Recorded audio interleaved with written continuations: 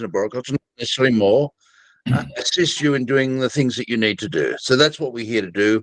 We're not here with any particular agenda other than passing on the wisdom of our experiences. I've spoken to a number of arborists who will be joining us over time. Adam Tom's just come out of surgery. He'll be joining with us in future ones. Same with Steve Kneebone. Hugh Taylor's already said yes, he will. As we go through the process, we'll end up with a reasonable panel of people that are prepared to be there to answer those questions that you have. And in the lead up to it, the first question I got asked to answer was, tell us the coconut story. And the coconut story is an interesting one. A number of years ago, there was a forum in Australia for trees called Tree World. And the owner was fairly what I'd describe as an arbophobe to arbopsychotic, somewhere in that range. And there was an article published by a guy called Bars looking at coconut incidences in Papua New Guinea. And there were numerous issues with that paper, but regardless of that, an ichthyologist in Florida took the concept and said more people are killed by coconuts than by sharks. So then somebody else took that to say, well, look, coconuts are dangerous, like all tree stuff, they're dangerous, and so we ought to be doing things. And you might have found coconut net, for example, as a netting system to catch coconuts so that they don't fall and hurt somebody. An Australian invention, and great. I mean, there are benefits to collecting coconuts apart from reducing risk. But as a result of that, there was considerable discussion and angst about this issue. And finally, it was one of those things that just ground to me. I thought, I've got to go and do a data search. So we searched deaths from falling coconuts. We started to find there was about 8 or 10 that we could come up with. Almost all of them related to either people over the age of 60, under the age of 6, the vulnerable period for being hit with your skull. Your skull gets thinner once you get to Peter and my age. The way you should deal with that, yeah, Vicky says she might be getting close. We should be doing headstands in case you're wondering what to do about it. Rob, stand on your head for a couple of minutes each day. It'll really be good for you. Might break your neck, but hey, don't worry about that. But yes, apart from that, the most common incident involving coconuts was upsetting the monkey that was harvesting them and having the monkey throw them at you. So there are a number of deaths by throwing coconuts. And it just lets you see how quickly perception can change things and how we see things. So Barr's mistakes, his mathematics was appalling. He was a doctor. How he got to being a doctor, he was good at biology, good at physics, good at chemistry, no maths requirements. So he probably failed maths. So he certainly failed it when it came to calculating the maximum force. But he actually didn't find a death from a coconut, from a person. He extrapolates, and there's one anecdotal report. And of course, when people tell you the story, everyone knows somebody who's been killed by a tree. But when you look at the actual number of people killed by trees, they're not that high. So the likelihood that you know somebody who's been killed by a tree is fairly small. Well, now there's a Wikipedia page dedicated to deaths from coconuts. The answer is it's a very small number. It's way less than sharks. Look, there are some places where removing the coconuts probably makes sense, Waikiki in Hawaii. But in most cases, the coconuts really aren't such a big issue. Again, an anecdotal, but a friend of Peter and mine, Rob Stavro, actually managed a coconut plantation for quite some time. And in the process, one of his workers was hit whilst he was walking along with Rob. And Rob said he looked behind him and the guy's just getting up after having been hit in the head. Obviously didn't kill him. About 54 billion coconuts produced and marketed each year in the world. And so it gives you an idea that the numbers are really small. It's not that it can't happen. It's that you wonder what would happen if we started getting rid of all coconuts just to deal with that, rarity. And that's really the problem that we're facing with trees, is that the numbers are small, and often we're doing more harm trying to manage that risk than the actual risk poses. And so that's a difficult process to deal with. Next one. Anyone else got any further questions on that? Thanks, Mark. That's okay. I mean, it's one of those crazy things. Even when you're looking at deaths from trees in Australia, one of the criticisms that was given for my presentation in America was there wasn't enough data. There's not enough deaths. We don't have anything that's reliable, and we need to kill more people. And the International Classification of Diseases includes death from beds, because that is a risk that is less than 1 in a million. It doesn't include deaths from trees, but in its own category. It's an aggregated category because it is so uncommon. It's less than 1 in a million. And, when you look at that, that's a pretty small, incredibly small number. And so when we try and do things, for example, one of the risks that we transfer here is we transfer the risk of a small risk of someone being hurt to a moderate risk of someone being hurt. That is, the person climbing the tree or doing the tree work actually increases the risk overall. So more people are hurt as a result of people trying to reduce the risk of trees. And that's just directly. Indirectly, then there are things like your asthma and your heart disease and all those wonderful secondary things that we're now learning about. So a few of you have sent an email in and asked for some bits and pieces. So let me see if I can get those answered. Could we discuss sudden branch drop, summer branch drop, limb failure, call it whatever you want? Yes, we can discuss that till the cows come home, because it's a great thing to be discussing. Why does it happen? We don't know. And we don't know. That's why it's called a syndrome. We have no idea, except that what we're saying is these branches are falling when we don't expect them to fall. Would that be fair enough? Yep. Yeah. Yep. And in spite of that, the total risk, so I'll try and get those bright lights out. The total risk of being killed by a tree in Australia is 1 in 5 million, including summer branch drop. Nobody I know can prune out summer branch drop. That is, they don't know, or sudden limb failure, call it whatever you want. No one can tell you which branch is going to fall. So we just have to accept that as a part of the background risk. And that background risk sits at somewhere around 1 in 5 million. My personal opinion is arborists do almost nothing to vary the risk from tree failures. For all the effort we do, we only work on a very small percentage, and we don't make a huge difference. Arguably, they make it worse. Yeah, arguably they do, because we look at things like incorrect pruning. Now, I know that no one on this group would be getting their pruning wrong, but I was talking to a guy the other day, and I looked at his reduction work. He'd done some reduction on a project that I was working on, and I said, do you understand that the cut for reduction cut is different to a branch removal? He said, what do you mean? I said, in the Australian standard, it illustrates it. Go have a look. And I'm amazed at people who have no idea the difference between a reduction and a standard removal, because I see reduction cuts all the time that are cut as just straight transverse or straight across, the smallest area, which makes sense for branch removal, but it doesn't make sense for stem reduction. And so people get along. So if you can't tell me which part's going to fail, how do I manage that risk? And the answer is I accept it. I accept a risk of 1 in 5 million is well and truly a reasonable trade for the benefits that trees give. That is, trees, and we're talking about a reasonable tree cover. A reasonable tree cover is giving us more than $1 or $2 in square meterage of health benefits for the canopy. So the canopy value of the tree is well and truly worth it. The carbon biomass is well and truly worth it.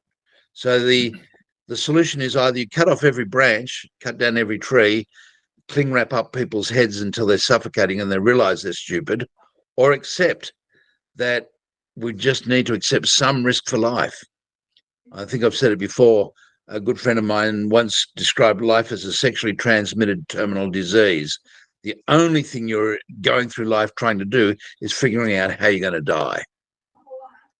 At the end of it all, that's what it comes down to in simplest terms. And then you know what the final risk was for you as an individual. And so when people say to me, I don't want any risk, I say to them, it's a bit hard to commit suicide. I think that's a bit over the top for not wanting any risk, because everything else is a risk. It might be that branch doesn't fall, but the car swerves as you're looking at the branch. Who knows? There's no certainty. There's always we live life hour by hour, minute by minute, with a small degree of risk from all sorts of things. And when I compare the trees with big risks, let's just talk about them. Heart disease, I think, is now sitting at about 1 in 240. The heart disease and related cardiovascular diseases. Cancer, 1 in 400.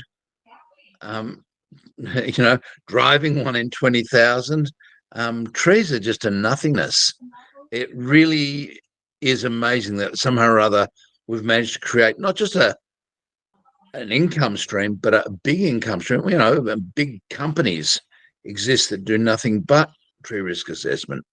And I'm not a big company, but we sit in a situation now where it probably accounts for 50% of our income, which is mind-boggling for me for something that is that small. And mind-boggling, as I've said before, because beds pose a risk that is a little over 10 times higher. And I don't know what the name of the profession is that inspects beds, but if someone does know what that is, if they could let me know, I'd appreciate that.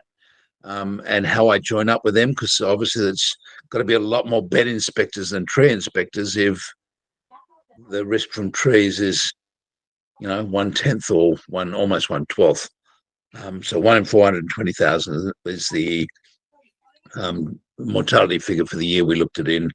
And that data is released. That's actually, as I said, given by the Bureau of Statistics. They publish the information they send to the World Health Organization under the ICD classification. So they classify the disease and then send the data. So doing nothing. Do we accept that some trees drop branches more often than others? Yeah. Some trees drop branches. Yeah. So river red gums, Eucalyptus camaldulensis, drop branches a little bit more often than others, and unexpectedly. What we don't do when they fail is we don't do a whole pile of microscopic examination. We just accept that it failed. And I looked at a branch today, for example, that had failed in a school, looked at the stub. It was just there in their wood pile. It was curiosity as I was walking past. I could see it was a nice new green branch, so it only failed in the last week or two. And if you didn't know what you're looking at, you'd just say, "Oh, it's just failed," wind. But it actually had a prior failure, and that prior failure, looking at the amount of growth, might have only been 6 or 8 weeks beforehand. But that wind event that occurred 6 or 8 weeks beforehand is often not considered to be the cause of the failure, even though it may have actually been the whole thing that brought that on. And in Bridget Wright's case, it was a failure that we estimated occurred in about November of the year before. She died in February. So that gives you an idea. The tree branch had been trying to fix things up. If it could have, it would have. It didn't. And unfortunately, it gave way, and it gave way on a perfectly fine day. And there's a temptation to say, look, I could see that was going to fail. It's interesting. I think I've shared the link and the paper previously, and I know Peter definitely has shared with him. Work done by a number of Americans recently looked at trees where they had assessed different factors like codominant stems with tight unions, clustering branches in one spot, and overextended branches. And they said, how likely were these things to fail in real terms? We all worry about them, So they had a big data set for a number of cities in Florida. A cyclone came through. They call them hurricanes, same thing. A cyclone came through, and they were able to demonstrate that mathematically, none of those three factors were of any significance to failure. That is, we should take tight unions, clustering branches, and overextended branches and throw it in the wood heap. It's of no good except for burning. How does that happen? Well, when an overextended branch fails, we say, oh, I could see it was going to fail. It was overextended. But when a normal branch fails, what do you say? No idea. So we create a wrong set of correlations, and we're really good at doing it as people. And I know I am so biased that I do it as well. And I look at some of the things that I was worried about 20 years ago and look at them now. I'm not. For example, cavities. I've got record of cavities in schools, of all the schools that I inspect where I find the cavity. We record it down. And I don't know why I do that. I do it because somebody in a manual said that's what you should do. But based on what? Well, it's got loss of tissue. In fact, it's got, in many cases, depending on the sort of cause of it, it may have increase in tissue. We may have asymmetry in the stem. We may have the modulus of failure may have altered. We've got more tissue put further out. And I'm amazed how often I see that now. And I just look at a cavity and think, oh, yeah, it's a cavity. Haven't had one fail since I've been doing schools, but that's not a big number. That's probably about 10,000 or so cavity years, but that's enough to start getting some degree of confidence that they're not that bad. Now, of course, that will depend on a number of factors. If you've got a cavity and a codominant stem that's splitting, that's probably a little bit of a different situation. So does that help? Yeah, that helps. Ever asked that question on summer branch drop? Yeah. What do we need to do to prevent it? Nothing. Ask the party concerned which branch, and we can reduce the weight on it so that it doesn't fail. If it's every branch, then we'd have to reduce every branch. And it's a branch on their property. Remember, people aren't outside during conditions when trees, a sudden limb failure, killing somebody is pretty damn rare. If you look at the database, and it's there on the Arbos website, weather's involved in about 80% of all incidences. So 4 out of 5, weather's considered to be the major contributing factor. Of those 1 out of 5, there are all sorts of other contributing factors in there, not just the fact that the tree's got some issue. It could be things like the trees had earthworks carried out near it. The trees had some root problem and nobody's picked it up, all those sort of things. I looked at a serious injury 2 or 3 years ago, and the tree dropped a branch. They wanted to get rid of it. And as we looked at the Street View images, Google Street View had taken enough of it, we could actually see where a microburst had gone through, broken off the branch. The branch was sitting caught up in the tree, and it didn't fall out until 2 years later. I mean, it's one of those weird things that all of a sudden it's the tree's fault, not somebody's fault for failing to have a look and have a see of what's happening. So that was Vicky's question. Thanks, Vicky. Yeah. Great question. Have I answered that with enough detail that you feel comfortable with talking to people about it? Yeah, it's interesting. And thinking about when you've talked about the time frame, this was in Mount Tamborine, and I think at Christmas time they had terrible storms up there. And then it was only within the last couple of weeks that 4 branches from this tree all fell on the one side. But they were very horizontal compared to the other branch structure.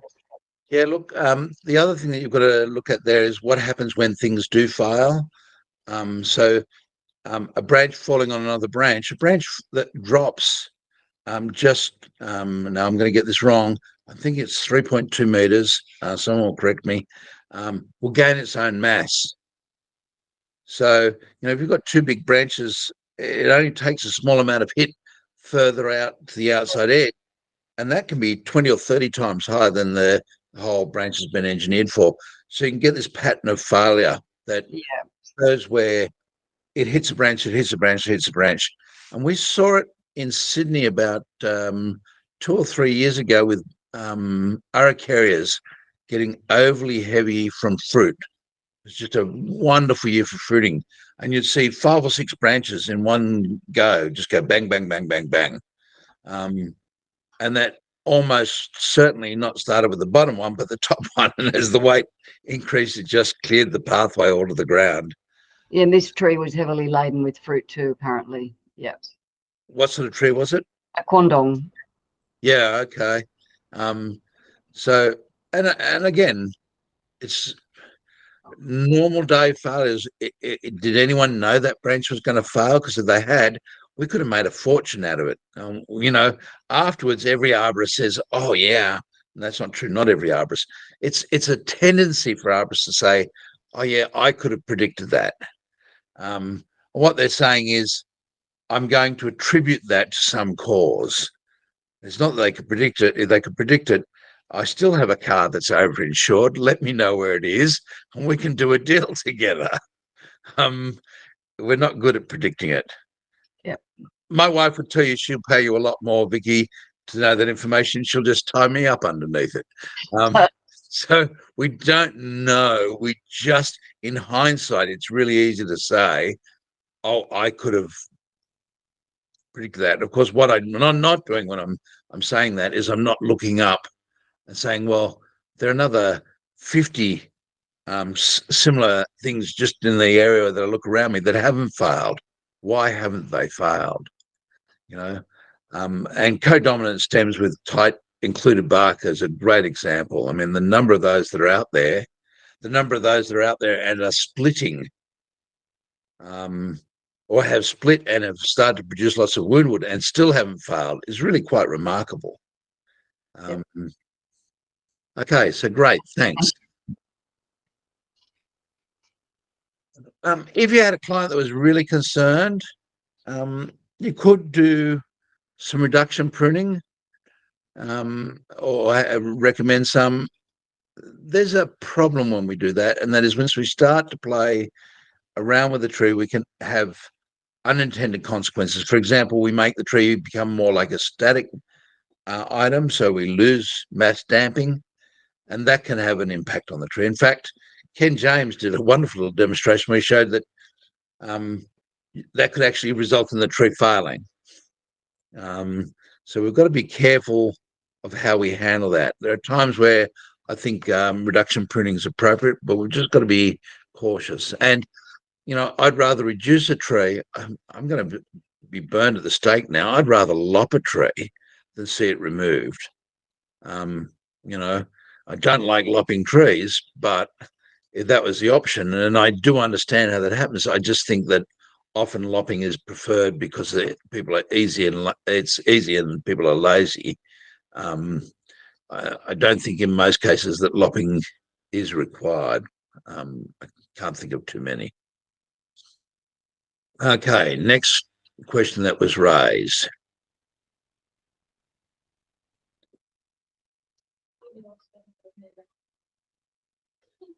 Sorry, I've got to go up a little higher, guys, to see it. Is pruning good for trees? Shogo would have a tidy, a torn branch stub, but does science still support this? That is a magnificent question. The science has changed markedly since Shogo's time. So we've got to define what pruning is, first of all. If you're talking about taking out dead branches, there's some work that shows that we're better off leaving dead branches. And we've talked about that, what they call now fracture pruning. And that makes great intuitive sense. Part of it's to do with things called endophytes. So a lot of our fungi, like Phylinus, start their life inside the plant already, waiting for an event to activate it. And then the microflora and microfauna. Microflora, fungi is not really flora. I don't know where if it's micro fungi in the tree. The associations are critical on how much is up in the air and how much on the ground. So we alter the entire environment around trees. We remove the ground material, we put down turf, we remove decaying logs, remove small detritus from underneath trees. And so Francis Forster suggests that removing dead branches en masse, so sterilizing the tree, having it perfectly clean, does or can result in increased risk of secondary fungi or other fungi. If the tree is healthy, I don't think it makes a huge amount of difference. Let's go the other side. Dead branches now. I can understand, we're talking about a 10 centimeter dead branch. It's a fairly big dead branch to clobber you. If it clobbers you on the head, it's going to do some reasonable amount of damage. But let's just talk about a 5 centimeter dead branch. What's that going to do?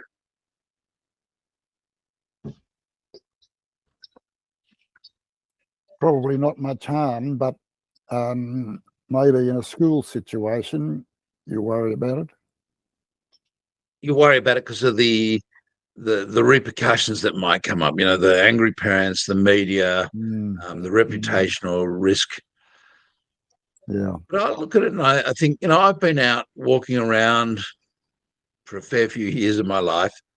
Very seldom do I see a stick broken off from a tree, sitting in the ground, point end down, stuck in the ground, in the dirt. How many times have you seen that, do you reckon, in your life? No. Rare. Once. Yeah. Once it was in the school. So that's the one that I'd be terrified. 5 centimeter branch coming down, hitting you point first on your head, it would do a reasonable amount of damage. On the other hand, if a branch of 5 centimeters in diameter falls off a tree, again, we'll exclude those that pressure the branch off. So things like grandis, saligna, that are trying to get rid of things. And they've got some really clever ways of doing it. The average dead branch crumbles. And so the 50 centimeter piece is maybe only going to be 1 meter or 2 meters long. And if that hits, and it hits at either end, it's just going to rotate. I'm probably going to get a bit of a cut, maybe some bleed, but it's not going to break my skull. It's just not, there's going to be some rotation. It's going to hit one end and give. The worst hit, as I said, point first, taking all the load. The second worst one is bang smack in the middle and taking all the load. And they've got to be just so rare, because I've got 360 degrees of rotation for that branch to go around. And so we're talking probably 5 degrees and 5 degrees at one end and bang smack 5 degrees either side out from the dead horizontal. And then you've got to be hit in the middle with that branch. If you hit dead flat and it hits on one end, it's going to continue to drop down. We're going to have energy rotate into rotation, not energy all the way through your skull. So I think we just panic about dead branches. There is a record of a 4-inch branch, and I use 4-inch because it is what it was reported in Hawaii, killing somebody. But that's the only one I've got where there's actual measurements of a small dead branch. So again, I think we probably worry too much about it. And do I think we should prune? Yeah, look, I think there are times where pruning makes sense. Structural pruning for young trees, formative pruning, I think is just sadly underdone in the nursery and by arborists after planting. And probably 5 years or so after planting, they could probably have another one in general, and that would almost solve everything. Has everyone seen Ed Gilman's video series on pruning? If you haven't, get online. He talks about, taking a problem, just a little bit of what, Peter, you'd understand this, subordination or reduction pruning, where you're going to take one part and make it less significant and make in other parts, can have a massive effect over a 5 or 10 year period on a tree. And that's the other thing. I think we often think we've got to get rid of everything. I'm not sure that that's the case. So, that codominant stem with included bark, it's, not nice and it's really tight angle. But if we even just by reduction by 1/3 of the foliage, we're going to slow that down and let the main stem grow. And then all we've got is a minor stem on one side now with a lot less load and a lot less potential to fail. The bigger stem seldom fails, leaving a smaller stem in a codominant failure. It's almost always equal size or smaller part that fails. So we can do benefit by pruning, but I think in most cases there's not much that we need to do. I wonder what trees did before arborists were invented. Remember, we're really in terms of the work we do, we're really a middle 1800s profession. There's not much that was being done before that apart from production of arboriculture, so copicing, pollarding, those sort of things. But in terms of modern day pruning, the French Descartes, so turn of the 1900s and onwards is really where it starts to come to its fore. And I don't think trees particularly need us, so I don't think there's a need to do a whole pile of things. I think that, the concept of you're giving a tree a bath or a shower by pruning out all the dirty, rotten, horrible material is probably an overstatement. And certainly, chasing after 1 centimetre diameter pieces, there's just no basis for it at all, apart from aesthetics. And I'm not against aesthetics. And, I'll get into trouble for this one. Sure, someone's going to complain. But I don't think you need to put fillers in your lips and make yourself look like a suction cap that's going to be stuck to a mirror. But people do because they like the aesthetics of it.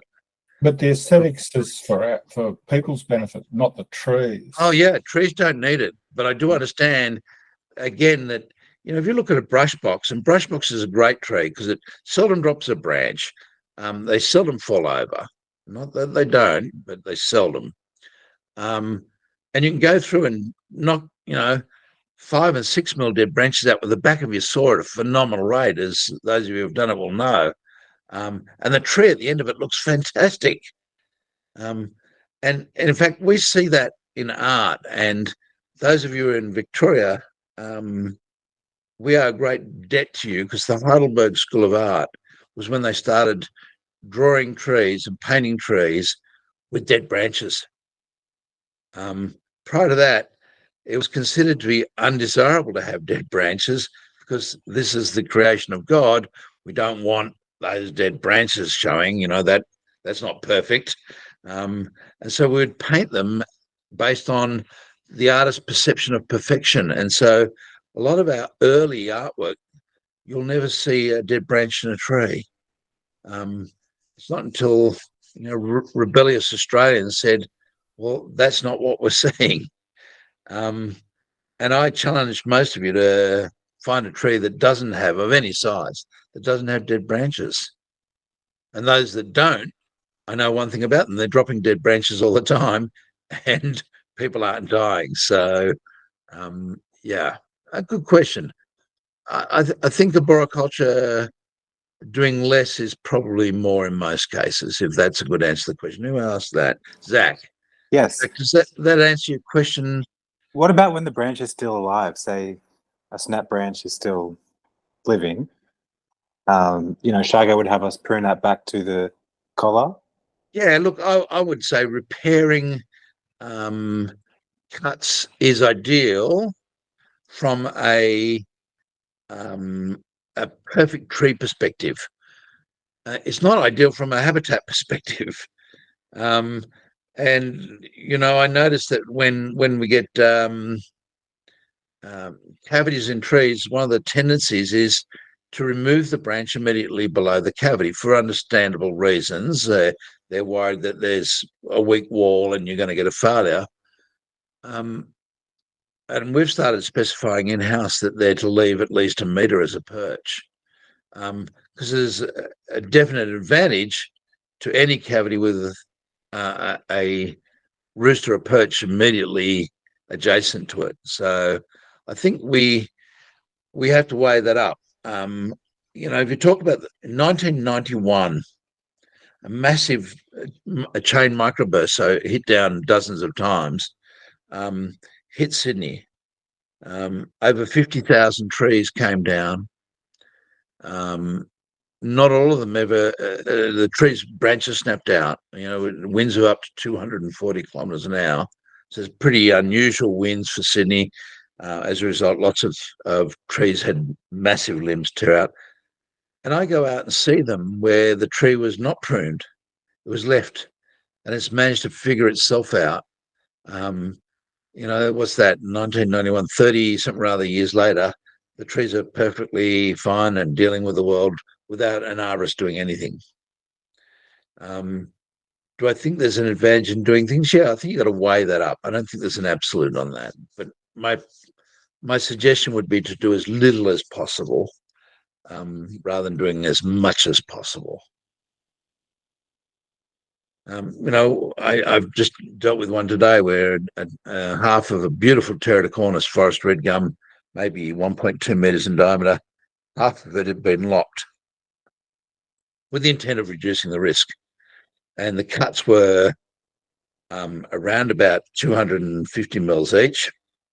And there's dozens of epicormic branches growing up on it.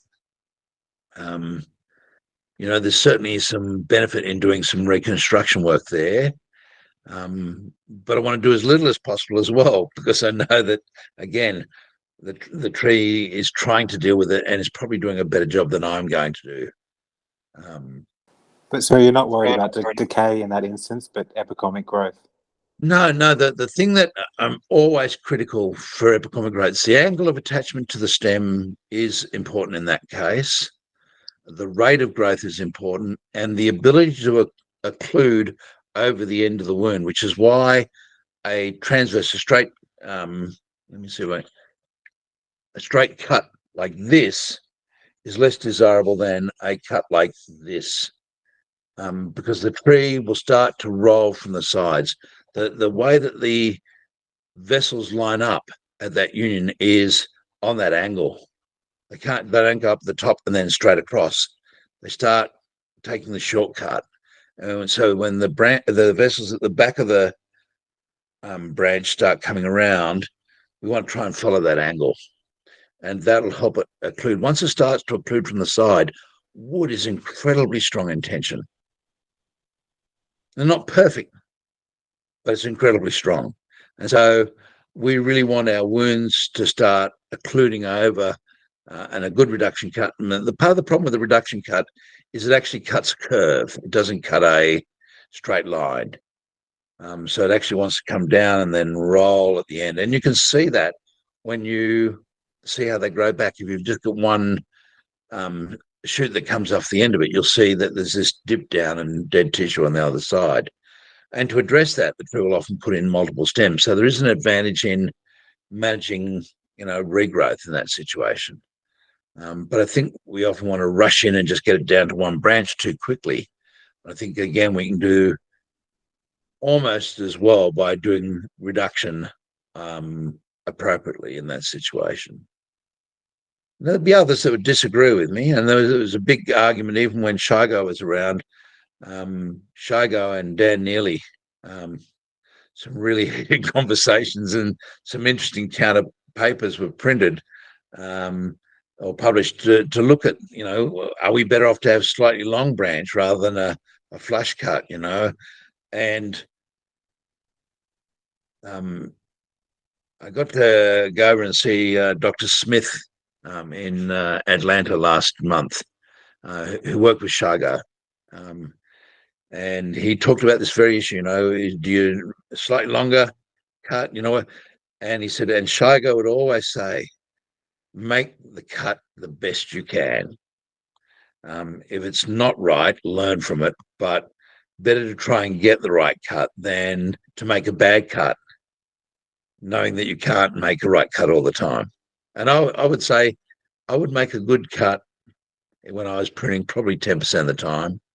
Probably 50 to 60% of the time I made an okay cut. Probably another 20% of the time was barely okay. And then every now and again is bad. And I think one of the reasons we find it hard to make good cuts is we're not sure what we're cutting. And I'm still not sure, by the way.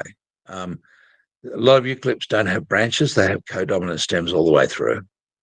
They look like branches, but they're not. I suspect that ficus is the same, which is why when you cut ficus, you see it die back because you actually made a collar cut, but it should have been a reduction cut. So I say make the best cut you can. Do you have to do it with everything? No. I'd be more than happy in the right environment, Zach, to have stubs left from a natural failure. You have to weigh up the interests of what it's there. Whatever allows us to keep the tree for as long as possible would be my preference. Happy? Yep. Right. And if you go ahead and prune the stubs out and that's the way you want to do things and your clients are happy with that, I'm not going to complain about that if that's keeping the trees. The cut near the ground is the one that worries me the most by a long way. Okay, my next question.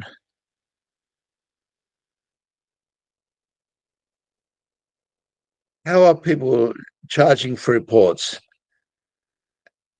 Let me go to larger font here. If I can. I don't know that I can.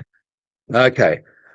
And are there any guidelines or industry standards regarding this topic? So let's just answer that question first of all.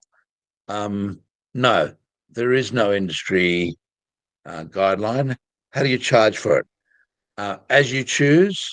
It's your choice.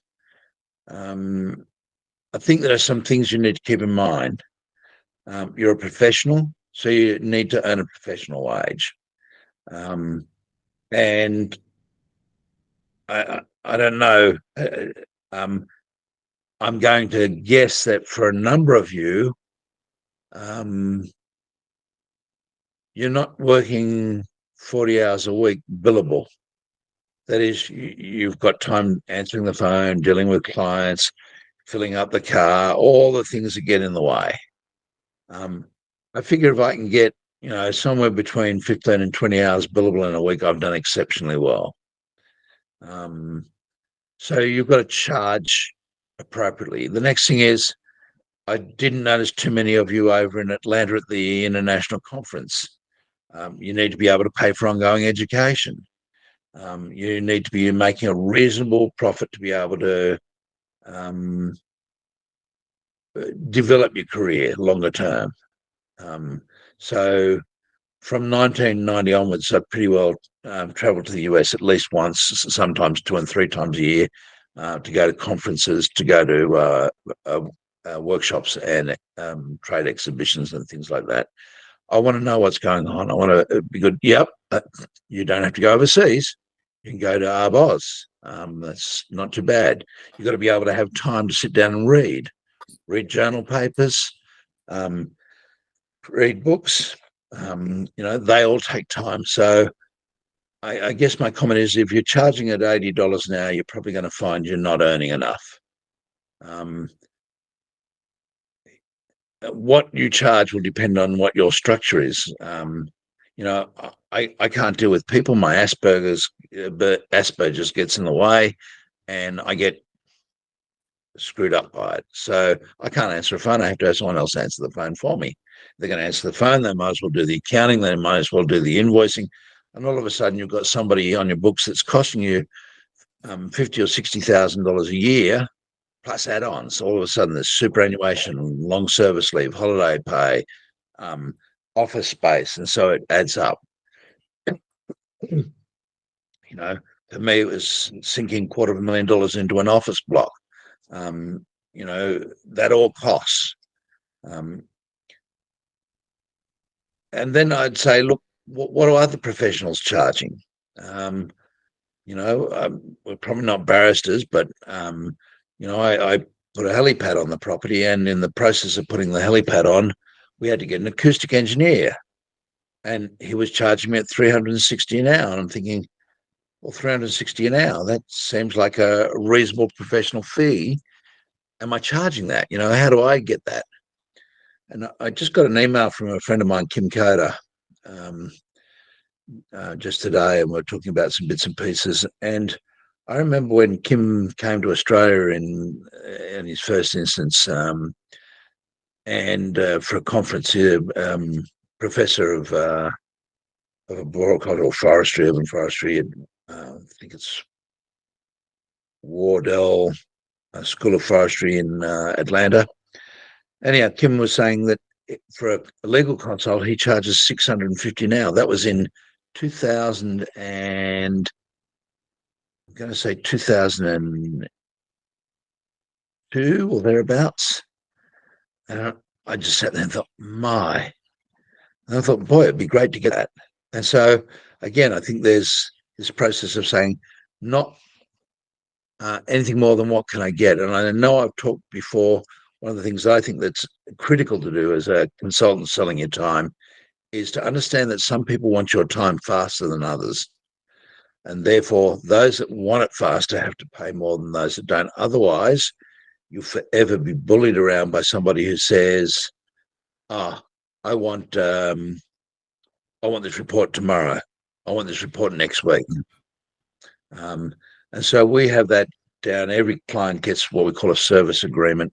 And it spells out that, we're going out to do the stuff at a base rate. And if they say, oh, no, we need it. Now, some are really great. I'll tell you, I had a guy call me up this week. He's looking at putting a tree house in a tree. And he wanted to know how he's going to go about that and whether it was fine and so on. And he needed the answer before the end of the week. And so he had a telephone consultation at our critical rates. And I don't know what that is, but somebody in my office will. It was about 500 and something or other dollars for an hour's work, whatever it might be. I have no idea. I just do the work. And somebody else deals with all of that stuff. But I remember being concerned about charging $30 and $50 for a consult. And, I look back at it and think how much money I left on the table. So I would say charge as much as the market's prepared to pay. And how do you know that? And the best way I've found is to occasionally put your prices up. Now, that's one way of doing it. Another friend of mine quotes all of his work over the phone. He says, look, domestic consultation, I know what that's going to be. Typically it's half an hour on the site, blah, blah, blah, and I give them a fixed sum, and we do that. Then for development sites, he says, well, look, I just look at it and I say, I think this site's going to cost them $7,000. And if it only takes me 2 hours or 3 hours, I get $7,000. If it takes me 3 days, I get $7,000. For his way of doing it, having a quoted amount works well, because when he's busy, he can put a bigger lump sum on. When he's quiet, he can put a lesser lump sum on it. So there's another way of doing it. I had another friend who had a most amazing system. It wasn't something that I would support, but you might as well know it works out there. He would say, let's say today's value. Look, I don't know how much this report's going to be until I've been out the site, looked at the trees and looked at the plans. And that first stage I'm going to bill out to you. It's going to be at $120 an hour. When I've done that, I'll be able to tell you how much the thing is. And so go out, and spend 2 or 3 hours getting all the tree data and looking at the plans, and then call up the client and say, it's going to cost $11,000 to complete. Now, it wasn't going to take him that amount of time, but their perception, I'm sure, was often, at 120, he's going to spend 100 hours on this. He's probably going to spend another 20 hours on it, but not at $120 now. You're now giving them a quote. And so a quote is different than a hourly rate. When you're on an hourly rate, you have an obligation like a solicitor to perform the work for that hourly rate and make sure the person gets value for money. If you're doing a lump sum, then you're doing a lump sum, and it's odd. Private enterprise and public enterprise work differently. I don't know how many here have played with public enterprise, but every now and again we'll get a request saying, look, we need a fixed price for this report from a government department. We'll say, yep, it's going to be somewhere between 6 and 10,000. No, we actually need a firm price. We got to have well, it's going to be 10,000 then. Okay, go ahead. And I sit there and think, you could have had it for 6, 7, 8. You've accepted 10, and then if I get it done at 6 or 7 or 8, that extra money is mine. That's the difference with a quote. A quote means it's tough luck. I like doing it by the hour. That's just me personally. As I said, young Phil, he does it by the quote, and he just adores doing it that way. He knows what he's going to get for the job right up front. So does that answer that question, person that asked that?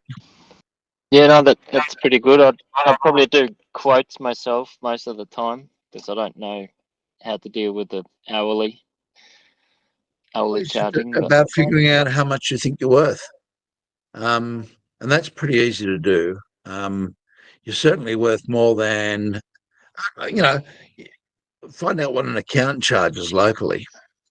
I don't think we could say we were worth too much less than an accountant or a tax agent per hour. Now, and I say that in part, and this may change in time, so future watchers may think about this, but we've got a critical shortage in arboriculture. There's just, more work than we can physically deal with quickly and easily. So it's a time in the market where we really are going to be able to charge sensibly, but we're not sort of going to charge to the same rate as a landscape gardener or a horticulturalist will. If I call up a garden expert, I'm probably expecting to pay them somewhere between 80 and 120 an hour. I'm guessing I'm expecting to pay more than that for consulting arborist. And to give you some idea, we've been looking for someone part-time just to spell some of our work here. And the cheapest I can find an employee at's $50 an hour.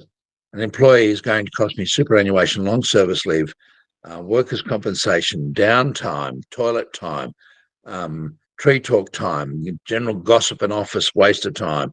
You can double it easily. So if it's costing me $100 an hour just to have somebody on staff, I've got to charge them out of more than $100 an hour. And I've got to charge them out of a lot more than $100 an hour, because what happens when they're sitting around twiddling their thumbs? So on the down days when it's too wet to go and work, when all those things happen. So I figure that most of us tend to want to undercharge because we're afraid, rather than realizing it is a really good buoyant market.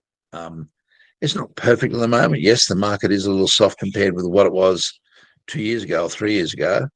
But it's still, it's good and comfortable for arboriculture, a lot better for arboriculture than for, say, something like landscaping.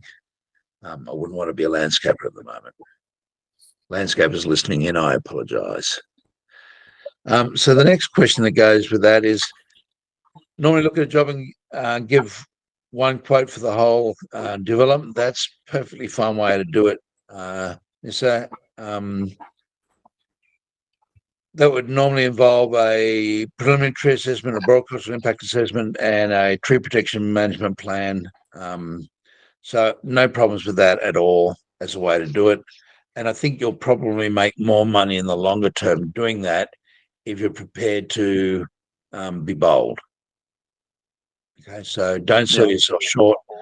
For me, the things that give me the frustration in that system is I remember looking at an olive tree.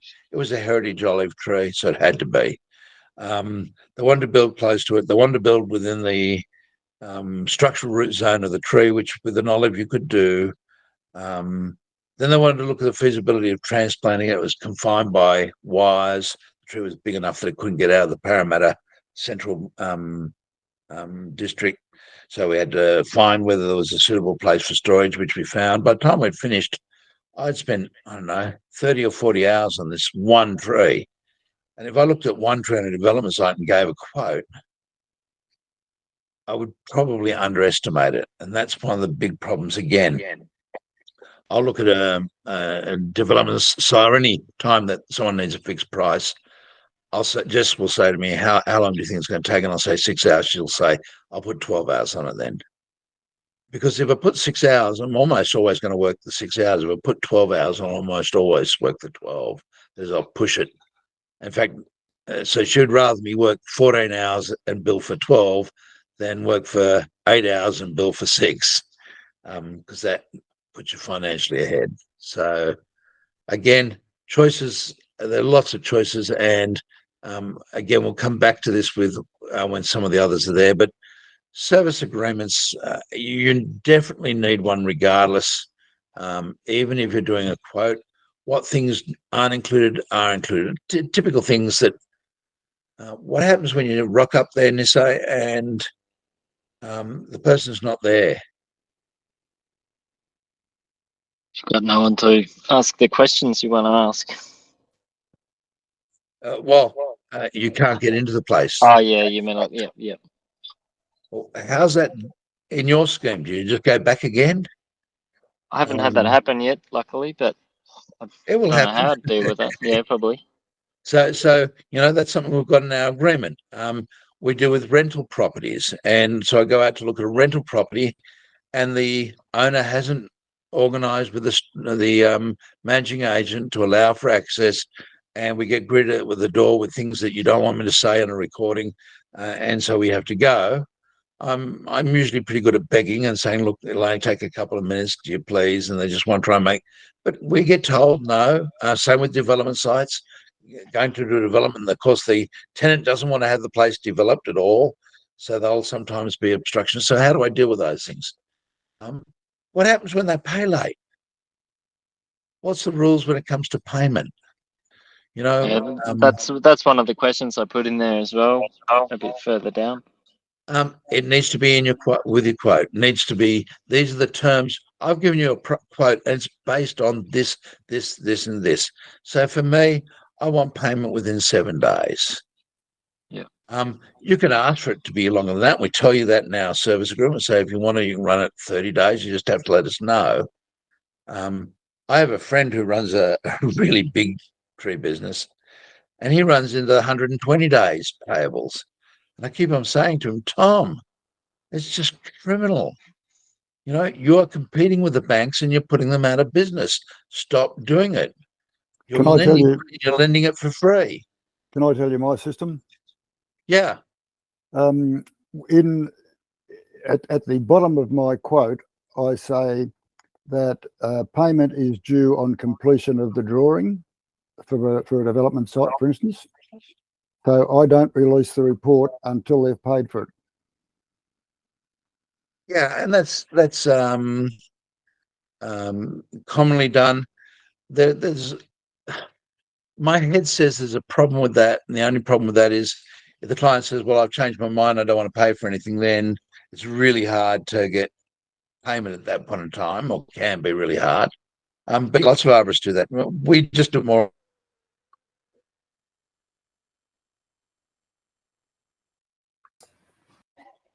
Person, Rob, it's a trust in the legal system.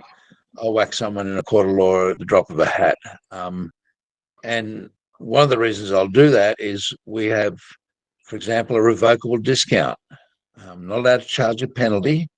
Can't, penalise someone for paying late, but you can revoke a discount. So all our prices are already discounted, and so we just charge them the full amount. And for us, that means adding 25% on. So that $4,000 report becomes a $5,000 report. The $5,000 report, they say we're not going to pay, and we say, okay, that's fine. We have an interest rate, a default interest rate to comply with the Act. And then we serve them a notice, and we say, you'll pay all our legal costs, and we go out and we collect the money. Payment is not optional. That's really got to be clear for us as professionals. if you do work, you need to get paid. So yeah, that's one of those terms that you need to sort out. So your service agreement needs to sit down. You need to say, what do I need? I got one off, off a past student, had to ask his permission. And he said, oh, I'm happy to share it with you, Mark, because I stole it off my Bunnings application. Bunnings has a clause that says that they'll that you'll have a caveatable interest in any property they own, either now or in the future. In other words, Vicky doesn't want to pay me. I go put a caveat over her house. That's a nice thing to do. I like owning a part of Vicky's house. Don't pay me, Vicky. It's one of those situations where you need to clearly spell it out. You need to clearly spell out in that agreement that you're acting as a expert and not an advocate, and that's really important. So, I'm there to tell you the truth. I'm not there to do your bidding for you. Again, some people occasionally say, hey, and then what happens when there is a dispute? How are you going to resolve it? So for us, it's in the local court of our choosing within New South Wales.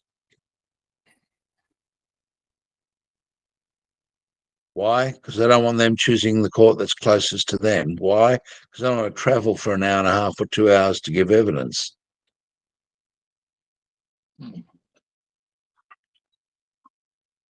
So again, there'll be hundreds of things that you have, and feel free to flick me or flick Peter a copy of your things that you're thinking about, and we'll give you some quick feedback. But there are lots of little annoying things. If you're doing tree work, some of you here are still out on tools. What happens when you get there and the backyard's not mowed? Oh, that's so annoying for me. And then there's dog crap in it. That's even worse. So we had a fee for picking up the dog crap. What are you doing with the sawdust at the end of it all? It blows into the swimming pool. Who's responsible for cleaning it?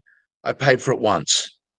Every time something happens in your professional practice that frustrates you or annoys you, you owe a duty to yourself to ask this question: what do I do to stop that from happening again next time, and how do I document that? So, we had a question in a district court matter in Victoria where the lawyer says, oh, we interpret a day as being this. And we said, well, no, her day's eight working hours. He said, well, it's not in your agreement.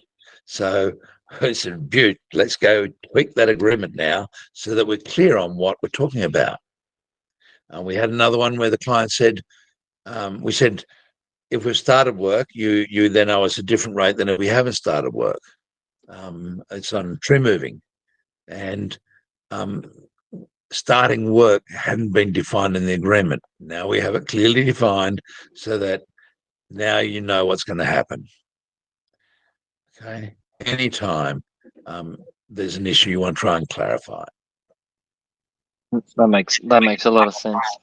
And if you're in a situation where you are in a disagreement with your client, a really useful phrase that we find here that just dispels the argument. You're trying to get your money, they're not paying.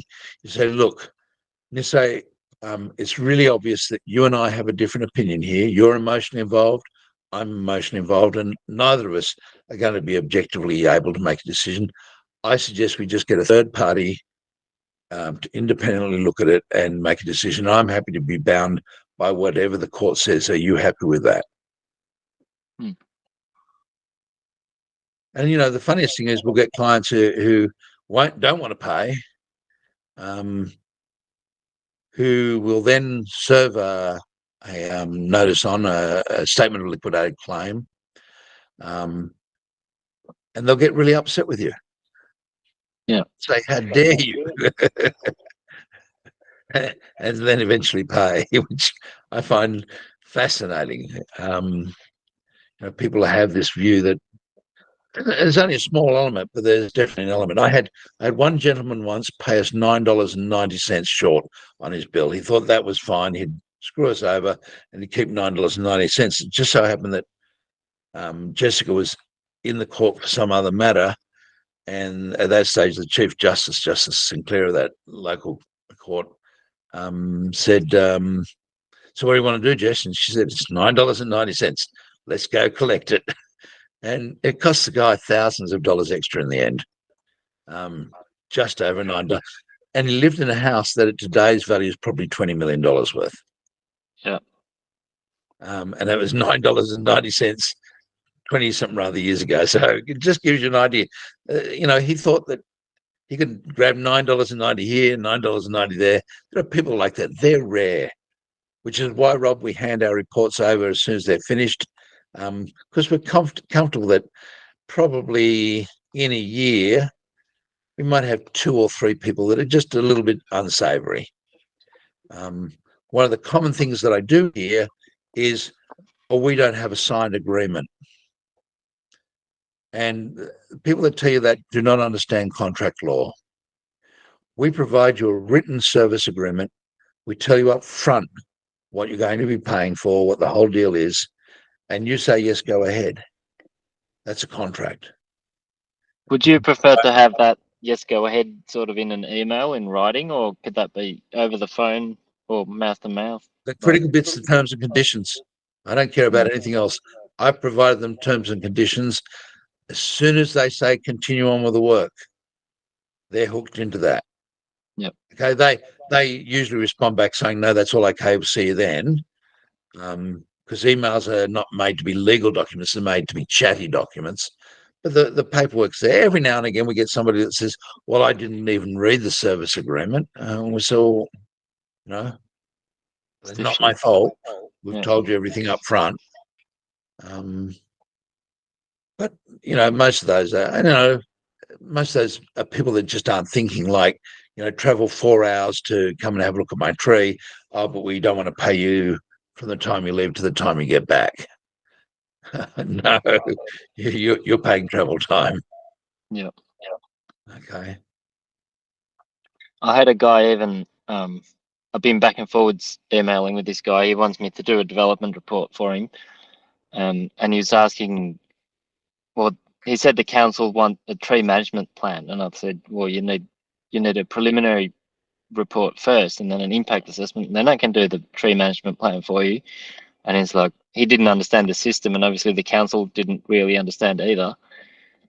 And then I said, oh, we'll have to make sure there is any trees worth keeping and all that sort of stuff. And he said, oh, what if I agree with you, or what if I disagree with you? What if I think all the trees should go and otherwise you can say to keep this tree and it's going to ruin my project? I'm thinking, well, I love it. I love it when they say things like that. I say, well, if you think that it shouldn't be there, you write the report. Yeah. It's not going to get you anywhere. It's going to get thrown in a bin. I there. didn't even know what to answer him, and he said, what if I disagree with your report? I'm thinking, yeah, if you're a tree expert, you should write the report. Don't get me to write it. Yeah. If you're not a tree expert, then whether you agree with it or don't agree with it doesn't really matter. Yeah.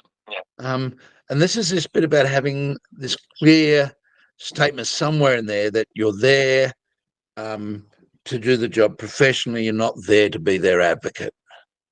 We'll assist the best we can, but there's a line that we're not willing to cross. Yeah.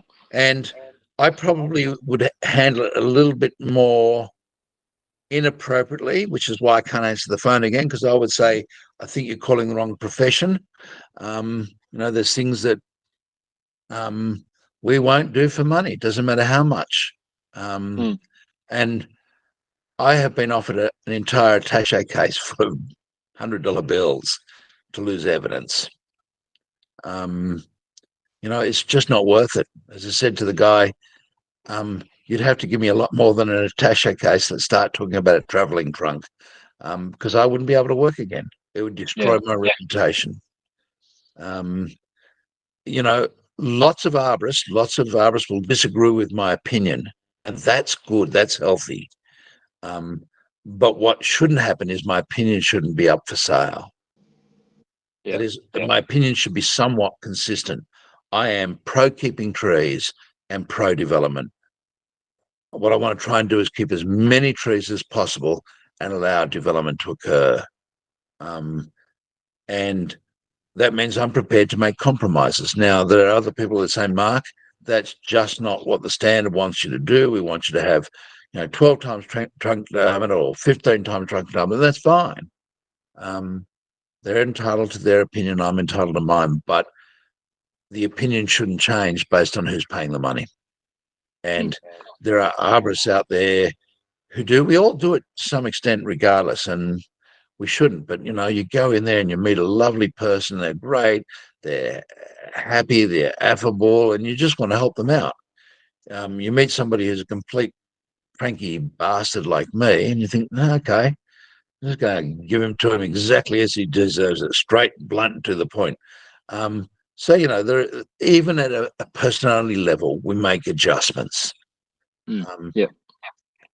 And the one thing that I have to say as an arborist in private practice that I dislike is the same thing that local government doesn't like, and that is clients lie. They leave stuff out. They don't tell you stuff. They deliberately withhold stuff. And I'm constantly having to fix up a mess that, had they been more upfront, we maybe have been able to resolve for a lot less effort and energy. Yeah. So yes, look, if they don't agree with me, if they don't agree with my report, that's fine. They're still paying. Yeah. Payment is not optional. Payment is not optional. I'll put Now, that in my service agreement. you probably don't need to use those exact terms, but if you keep that mindset, we're not negotiating payment. We've agreed on that already. Yeah. I've had clients say, "Oh, look, you've got spelling mistakes. Great, let me go back through and check for them. Typos, happy to fix them. Oh, you've put a wrong tree ident in there. Whatever it might be, happy to make errors and corrections. But just because you want tree 17 removed, and I think it can stay, it doesn't change anything." Okay. Yeah. Yeah. No, that's good. Unless someone can give you a good argument, and it's probably not going to be a householder that's going to give the good argument, because most householders aren't good horticulturalists or good arborists or good scientists. They're just average, everyday people. Yeah. So, and one of the reasons you want a service agreement now is because somebody will call you, and just to be able to have that every time. Every person that books an appointment with me gets a email stating when we'll be coming and a copy of the service agreement. Okay. Yeah. Every now and again, probably once every couple of years, we get somebody who says, "I don't have an email address," and Jessica will give me the service agreement imprint in an envelope and say, "Can you hand this to the householder and make sure they've read it before you go and do anything furthermore?" And almost always when I say to them, "Now, I'll email those notes to you, what email address?" they'll give me an email address. And I think that's funny, because they've already said, "No, I don't have one." And the first thing they've showed me is that, again, they're just not comfortable with that medium, or they're lying.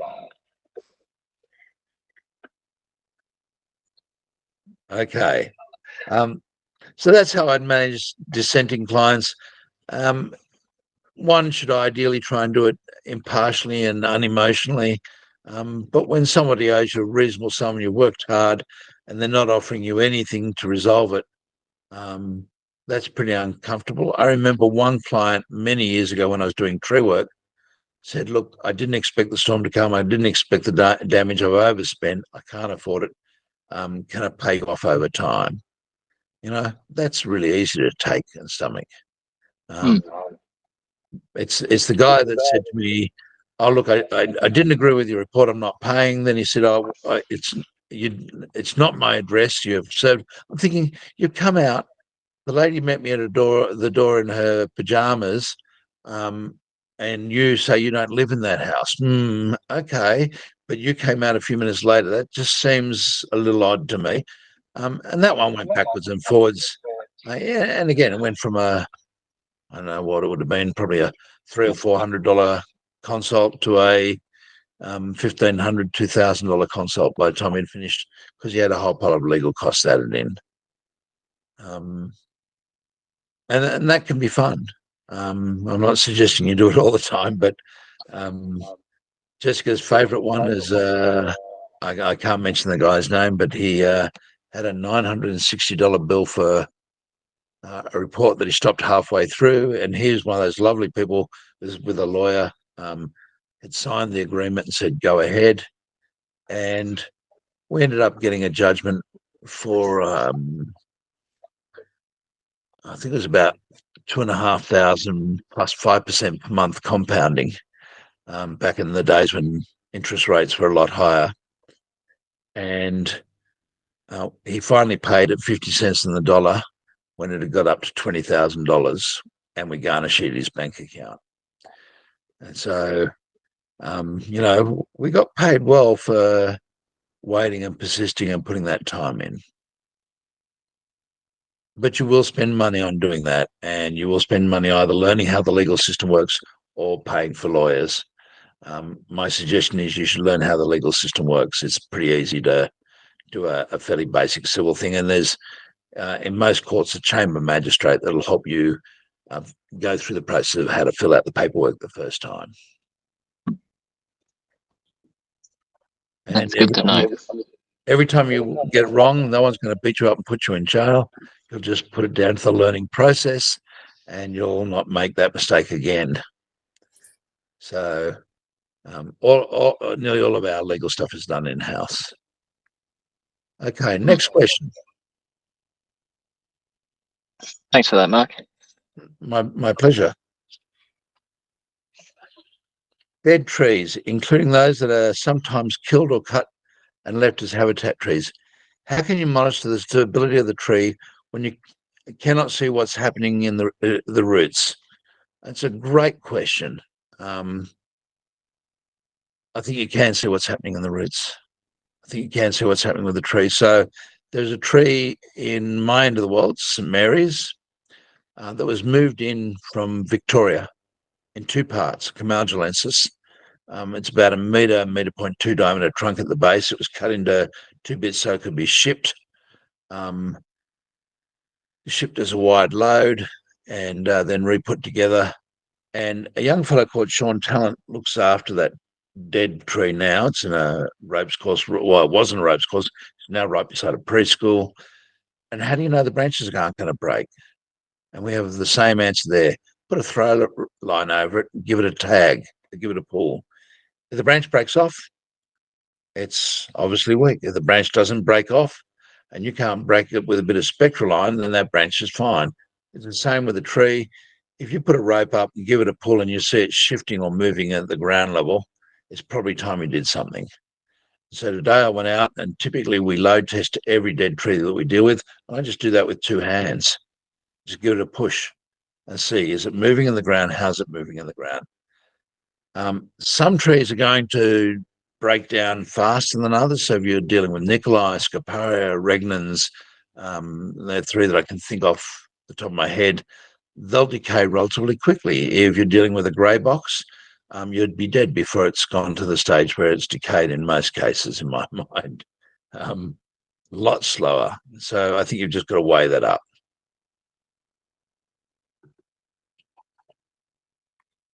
Whose question was that?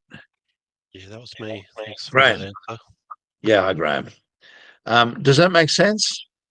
Yeah, it does. Yeah. Yeah. Push test, whatever you want to do, just see if it's loose in the ground or not. Yeah, not loose, but even how much movement you're getting. And, on a big tree, it's going to crumble mostly before it falls over for most species. And, if you put a rope on it and give it a good tug, and you're not seeing any movement, and that's frequently what you see is no movement, or no perceivable movement. There actually is a small amount there. You could measure it with a small a tree motion sensor or something like that, an inclinometer. But you can't measure it just by looking at it. When you see it starting to rock, you've still got time. In most cases, there's still a little bit. But yeah, I'd be starting to say, look, the trees, showing that it's moving or shifting in the ground, time to think about getting rid of it. I mean, ideally, think about getting rid of it before then, because somebody's got to figure out how to get that down. So if it's not got good access, then you've got this issue of how do I get, drains in, elevated work platforms, and those sort of things. So where access is restricted, thinking about getting rid of trees before they get to that stage has its advantage. If you're going to be taking a dead tree down, there's a certain amount of degree of difficulty from a climate's perspective in things becoming more brittle and shattering. And somewhere around me, I don't know where it is, I've moved it. I have a splinter the size of my finger that went in through there and stopped there from a dead branch that just shattered on hitting the ground and just came right back up to me. So I've broken a few windows and I've worn a big size splinter. It's nice to remove trees before they get too brittle, or at least get the smaller pieces off the ends of it. So start reducing it back. So, that's my view. But certainly stability. And if you're really worried about stability on a tree, you could put tree motion sensors. Craig Hallam tells me that things still aren't ready with his new system yet, but he actually has his next model of tree motion sensor allows you to log on and watch what's happening live.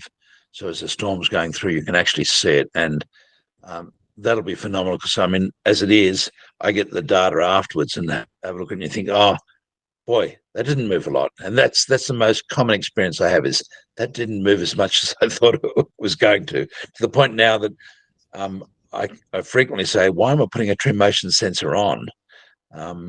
And the only time that it really has sideswiped me was a tree that they cut some roots on it about 3 meters away from it, which was 5 times trunk down. And I'm thinking, boy, and as I look back at it, I think, I bet you that tree was planted with girdling roots. So it's not so much the root that was cut, but the quality of the rootstock in the first place. So yeah, that and there are motion sensors that you can get today that would allow you to do similar things. They're just not calibrated and haven't got that nice little stamp of approval that you get from Ken James's work. But they do use them in earthquake monitoring. Yeah, I don't think dead trees are that much of a risk, but it is perceived risk by other people when they complain about them. And, when you see a storm, the dead trees don't usually end up on the ground. It's the live ones that do. That's right. Yeah, because they've lost, and I say that regularly to clients, once the tree loses its leaves, it's like a boat in a storm. It's just put its sail down. Yeah, there's a mast still there. There's still the body of the boat, but that's nowhere near the same as when the leaves are out there. So immediately after a tree loses its leaves, in most cases, the likelihood of failure reduces significantly for a period of time. Those that rot rapidly, Nikolai, for example, for us in Sydney, decays very rapidly. In New England area, it's quite slow. But for us, 2 or 3 years of a Nikolai being dead, and you can start seeing the wobble in the ground. And if it's had, something like a good butt rot beforehand, it could be 12 months after it's gone. So, outside of those few odd trees, in most cases, it takes a long time. And I had the pleasure of working at a school in a national park that was commons in the 1950s and was reverted to a national park. But before it went to the national park, to harvest the wood for firewood, and firewood was still being used in the 1950s. People still had slow burners and the like. They ring bark the trees while still standing, because that way they didn't fall on the ground and slowly rot away. They'd dry and you could harvest them and have dry wood. So they ring barked them, and then it got turned to a national park. And those trees were still there in 2014, and you could get 6 young, absolute confident Cert 3 students to want to push them over, confident they're going to get it. And, that was 60 something or other years later, and they were still solid, amazingly solid. We got one casuarina to a rock where it was loose in the ground. You could see it was, but we couldn't get it to failure. So I suspect that a rope, up in the top third to top quarter would give you a fairly good, clear indication at ground level with just one person, or one person at a mechanical advantage. Yeah, and how often would you repeat that? Like how many years apart? What's reasonable? 1 to 3 probably is reasonable. Again, depending on species of things. Yeah. If you're talking about box, it's usually really slow. Marginensis is relatively slow to decay. Things that decay if it's poplar, maybe twice a year. If it's a dead poplar or a dead willow, it's going to go in no time. Again, that would be back in that Nikolai category.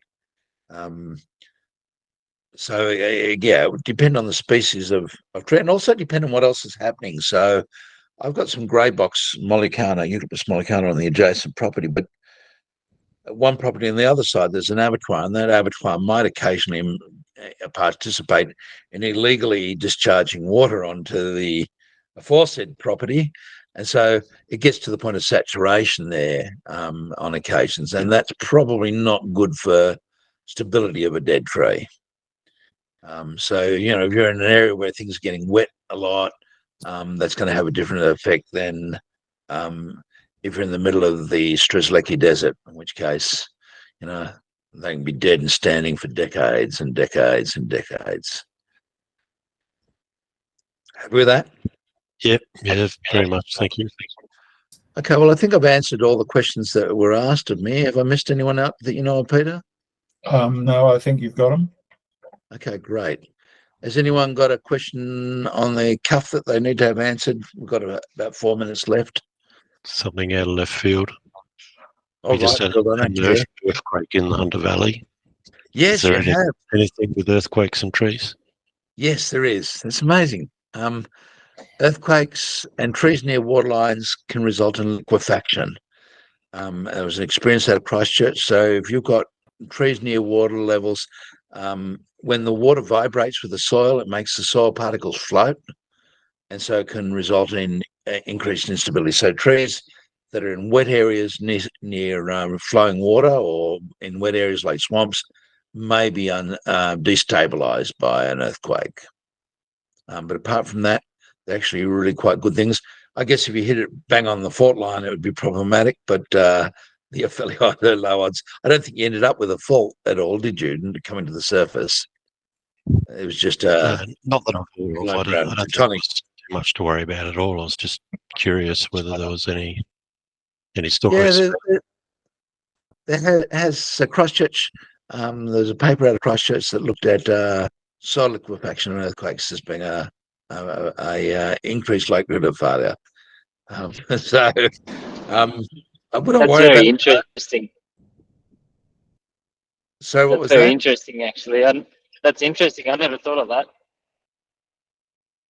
Yeah, neither have I. And the likelihood that you're going to predict an earthquake is less likely than looking at the likelihood of failure of a tree. So I say, small likelihood things are just going to happen, and we just have to accept it. One of my favorite, and I know it's in all my bigger risk reports, we look at the risk of being hit by a meteorite. No one's ever been, no recorded record of a person being killed by a meteorite, but we do know we can calculate out the likelihood of being killed by a meteorite. And so experts have done that.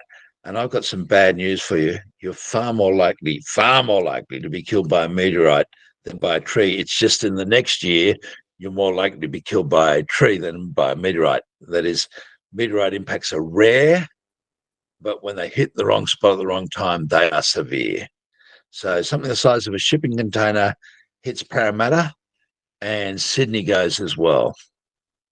Okay, Penrith is really looking dubious. It's hard to imagine that, but I've seen a crater left by a 44-gallon drum-sized meteorite at impact, and that crater was probably 0.5 kilometre across, and really amazing. So you're going to see big damage when you see a big meteorite hit. People are going to die by the thousands, but they're rare events. The total risk, though, is still higher than it is from trees. And as a result, we actually have an international multi-government group that keep an eye out for foreign object coming to Earth, and I'm going to get the guy's name wrong. It's Neil deGrasse, I'm pretty sure. He's a physicist, astronomer, and there's a close cycling of a planet that is about to happen or has just happened, and they're looking at trying to get some, sorry, not a planet, asteroid. They're looking at trying to get some asteroid movement to see whether their theory of being able to shift orbits is possible, so that they can reduce the impact of a meteorite strike. So, we worry about the most obscure things.